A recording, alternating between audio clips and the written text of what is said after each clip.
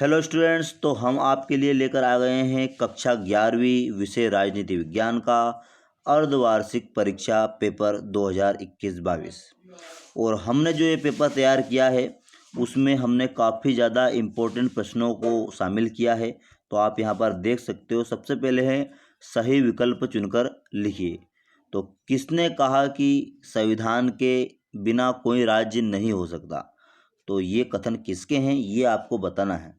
यहाँ पर मेनली जो ऑप्शन दिए गए लास्की, गार्नर, बार्कर तथा जेनेलिक। तो पूरा पेपर हम देखने वाले हैं और काफ़ी ज़्यादा महत्वपूर्ण होने वाला है इस कोरोना काल में आपका ये पेपर। तो यहाँ पर देख सकते हैं हम कि संविधान के किस संशोधन ने मौलिक कर्तव्यों को जोड़ा। तो आपको पता होना चाहिए वो कि कौन सा जो है मौलिक कर्तव्यों को जोड़ने वाला जो संशोधन है वो होगा। उसके बाद यहाँ पर देख सकते हैं हम कि भारत के चुनाव आयोग में मुख्य चुनाव आयुक्त सहित कुल कितने सदस्य होते हैं। उसके बाद जो है नेक्स्ट क्वेश्चन हमारे लिए कि राष्ट्रपति की संवैधानिक स्थिति क्या है। वो राज्य का अध्यक्ष है, राज्य व शासन का अध्यक्ष है, सरकार का अध्यक्ष है, इनमें से कोई नहीं। उसके बाद जो अगला विकल्प है बच्चों, आप देख सकते हो कि किसी राज्य की विधानसभा में अधिक किसके स्थान हो सकते हैं, कितने से कितने अधिक स्थान हो सकते हैं राज्य की विधानसभा में। तो ये हम बताना है। उसके बाद यहाँ पर जो है रिक्त स्थानों की पूर्ति है। रिक्त स्थानों की पूर्ति में आप देख सकते हो कि भारत में मतदान की न्यूनतम आयु सभी को पता होगा।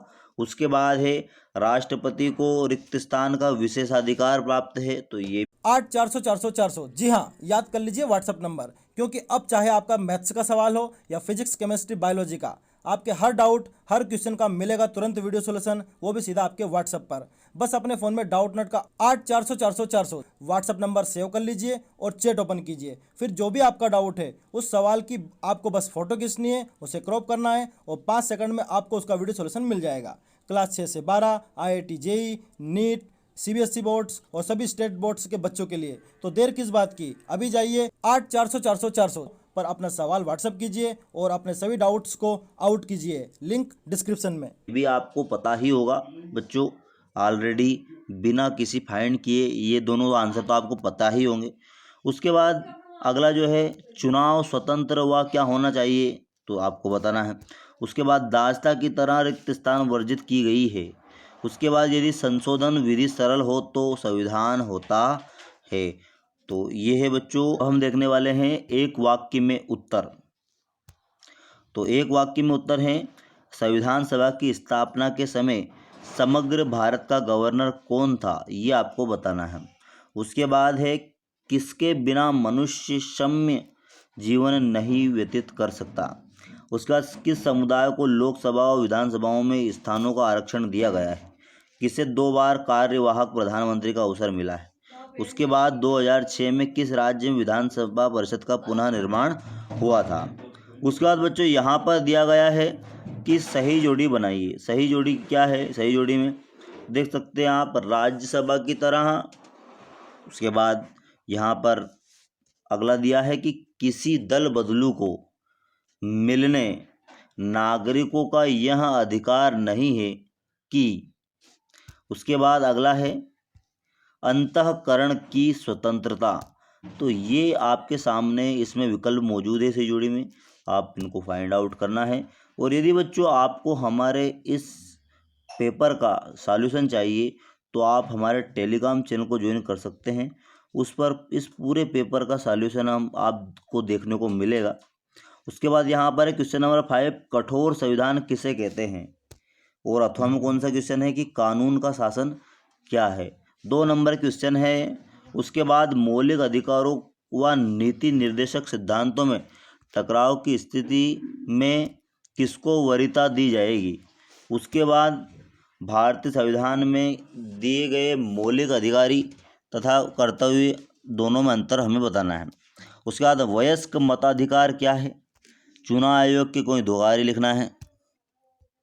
संविधान के उल्लंघन पदबंध का क्या अर्थ है। सामूहिक उत्तरदायित्व क्या है। धन विधेयक क्या है।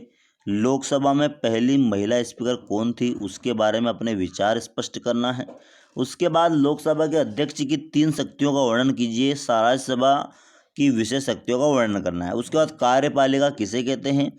उपराष्ट्रपति के पद की क्या योग्यता निर्धारित की गई है। एकल संक्रमण मत प्रणाली का क्या अर्थ है। क्या अल्पसंख्यकों की प्रतिनिधित्व अवश्य दिया जाना चाहिए। उसके बाद भारत में महिलाओं के कल्याण संबंधित 2 निर्देशक सिद्धांत लिखिए। नागरिकों के 2 धार्मिक अधिकारों का वर्णन कीजिए। उसके बाद है संविधान की प्रस्तावना का क्या महत्व है। भारतीय संविधान के 4 स्तूपों का वर्णन कीजिए। संसदीय शासन प्रणाली की विशेषताएं बताना है। उसके बाद है भारतीय संविधान में किन विषयों में संशोधन करने हेतु साधारण प्रक्रिया अपनाई जाती है।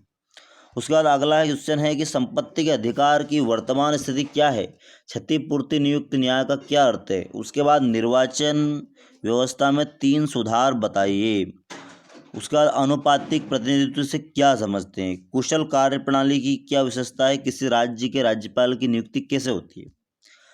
क्वेश्चन नंबर 19 है कि लोकतांत्रिक सरकार से क्या तात्पर्य। तानाशाही के 2 मुख्य लक्षणों का वर्णन कीजिए। उसके बाद भारतीय संविधान के 4 एकात्मक लक्षण लिखिए। भारत संविधान के विचित्र लक्षणों का वर्णन कीजिए। उसका देश वित्तीय आपातकाल पर एक नोट लिखना है देश में। उसका राष्ट्रपति के महाभियोग की प्रक्रिया का वर्णन कीजिए।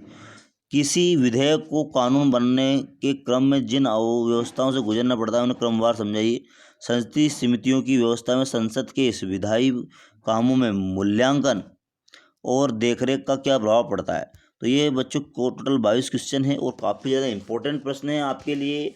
इनको तैयार करना है आपको। Thanks for watching this video.